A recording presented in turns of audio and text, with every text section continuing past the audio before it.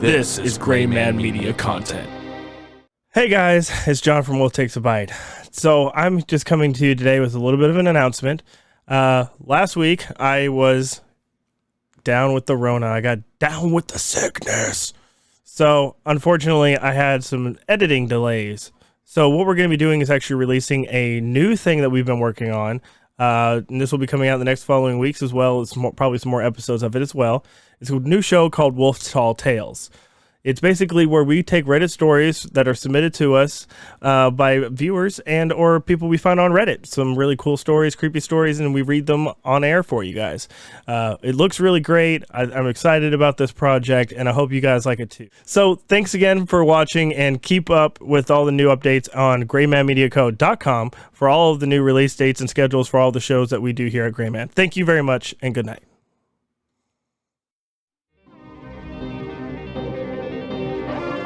From Gray Man Media, we present to you a brand new experience.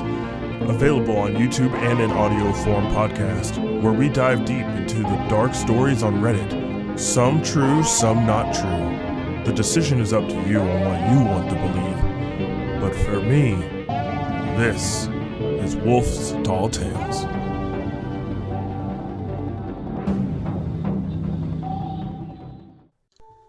Oh, hello there.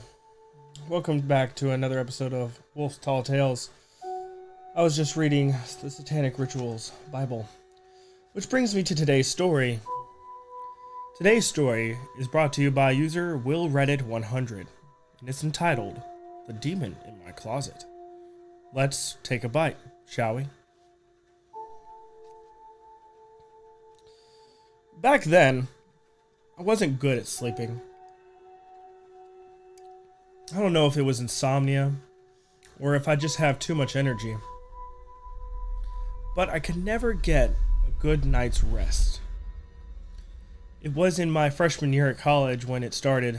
My parents bought an old house in a small neighborhood, closer to my dad's job and my high school.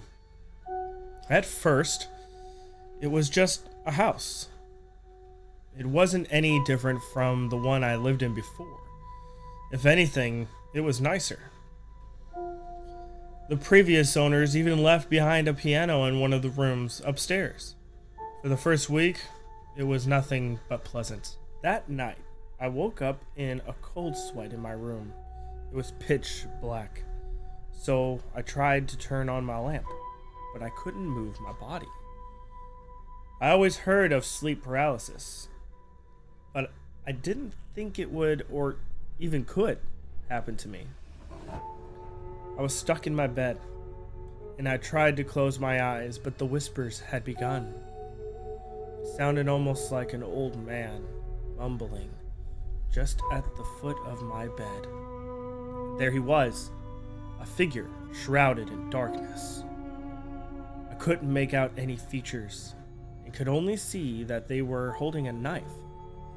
I told myself out loud that it wasn't real.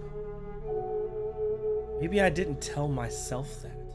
Maybe I was begging to God that the person at the foot of my bed wasn't really there. Then, almost like magic, I woke up in my bed again, but at this time, it was morning, and I could smell my breakfast being cooked. This would happen for the rest of the week. The figure would appear in different parts of my room while I was paralyzed. Sometimes it was near my bed, other times it was standing in the doorway. Most commonly, however, it stood in my closet.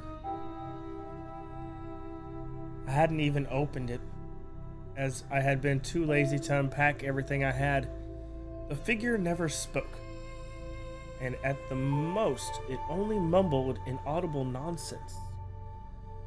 I even began to joke about it to myself, giving my sleep paralysis demon a name, Jerry. However, it wasn't the falling action of my story. It only got weirder and more concerning. I would hear noises in my room. In the afternoon, when I wasn't upstairs, I would also see things in the corner of my eye. One time, as I recalled, I found my dog barking at my closet. She wouldn't ever go upstairs until this moment, after which she only stayed downstairs. One day, I was yelled at by my parents to put my stuff away and into the closet. I was hesitant at first, but as I suspected, nothing was inside of it. Nothing, of course, except a water bottle. It was the same brand my family used, and it definitely hadn't had the time to collect any dust. Someone or something brought a water bottle from the kitchen downstairs into my bedroom closet. At that point, I was beginning to question why a figment of my imagination needed to drink water. I asked my parents, but they thought I was making a weird excuse to get out of cleaning my room. So that night, I came prepared. Plugged my charger into my phone and left the camera to record overnight. Slightly hidden behind my lamp and alarm clock. And what I saw in that recording still haunts me to this day. Hours of recording passed by with nothing. I was starting to believe that I had imagined everything.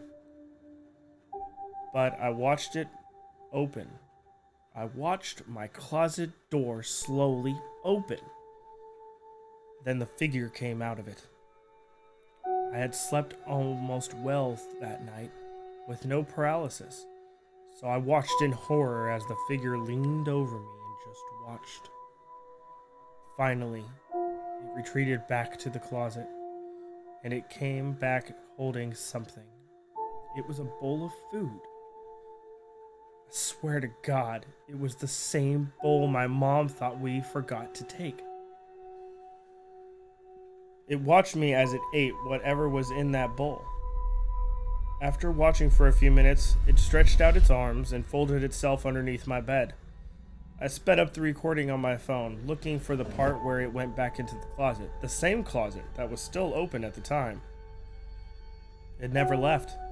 The demon that lived in my closet wasn't a demon at all. It was a person. And they were still under my bed, listening. Quietly, I could hear a small shuffling noise underneath of me. I could remember jumping up and running out of the room. I had never jumped that far before, making sure to be nowhere near my bed. I got to my parents' room and locked the door. I showed them what I had just watched. I remember it like it was yesterday. The way my dad took the rifle out of the closet. It wasn't ours, but it had been left behind, just like the piano. He quietly loaded it and opened the door. He crept up to my bedroom and I watched him unload 3 rounds into my bed. The first 2 hit, I could hear the screams of the person under it. But the final round was the one that ended. My parents called the police and told them what happened. After the investigation, the police told my parents it was clear that the person had been living inside of the attic for some time. There were cans of food, water, and a bowl with half-eaten rodent of some kind in the attic entrance.